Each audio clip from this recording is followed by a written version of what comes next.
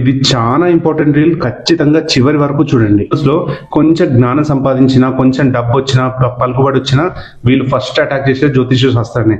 ఎవరు నమ్ముతారు ఈ కాలంలో కూడా జ్యోతిషాన్ని నమ్ముతారా అని తీసి పడేస్తారు. అసలు గౌరవం లేకుండా తీసి పడేస్తారు. కానీ ఈ రోజు మీకు చెప్పే ఈ విషయం మీకు నిజంగా గూస్ బంప్స్ తెప్పిస్తుంది, మీ యొక్క ఆలోచన విధానాన్ని మారుస్తుంది. అయితే విషయం ఏంటంటే, ఇప్పుడు యుద్ధం జరుగుతుంది కదా ఇజ్రాయెల్ ఇరాన్ మధ్యలో. సో ఇందులో ఇన్వాల్వ్ అయినటువంటి ముగ్గురు ప్రధాన వ్యక్తులు ఎవరంటే ట్రంప్, నెతన్యాహు, ఖమేనీ. ఈ ముగ్గురు కూడా గ్రహణ కాలంలో పుట్టారనమాట. ట్రంప్ ఏమో చంద్రగ్రహణం రోజు పుట్టిండు, నెతన్యాహు ఇంకా ఖమేనీ ఏమో సూర్యగ్రహణం రోజు పుట్టిండు. సరిగ్గా గ్రహణం జరుగుతున్న సమయంలో పుట్టిరనమాట. అయితే బృహత్ సంహితలో ఏం చెప్తున్నారంటే, ఎవరైనా సరే ఈ గ్రహణ కాలంలో పుడితే వాళ్ళు శాంతులు ఖచ్చితంగా చేయించుకోవాలి. ఒకవేళ చేయించుకోకపోతే ఇటువంటి వ్యక్తులు క్షత్రియులైతే అంటే రాజ్యాధికారాన్ని అనుభవిస్తే వీళ్ళు రాజులుగా చలామణి అవుతున్న సమయంలో వీళ్ళు ఒక యుద్ధానికి కారణమవుతారు, లేదా యుద్ధం ఖచ్చితంగా చేస్తారు.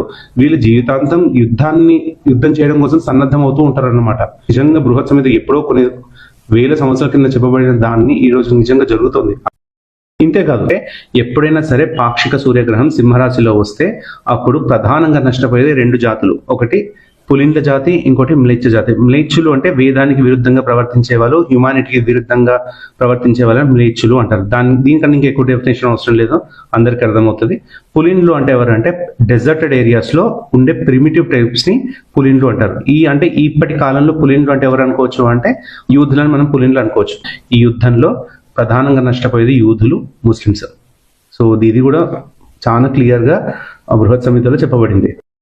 సో ఫైనల్ గా కన్క్లూడ్ చేసేది ఏంటంటే, గ్రహణం రోజు పుట్టిన నెతన్యాహు కారణం ఏంటో, గ్రహణం రోజు పుట్టిన ఖమేనీ జన్మంతా యుద్ధాన్ని కాంక్షించిండు, యుద్ధాన్ని మొదలుపెట్టిండు.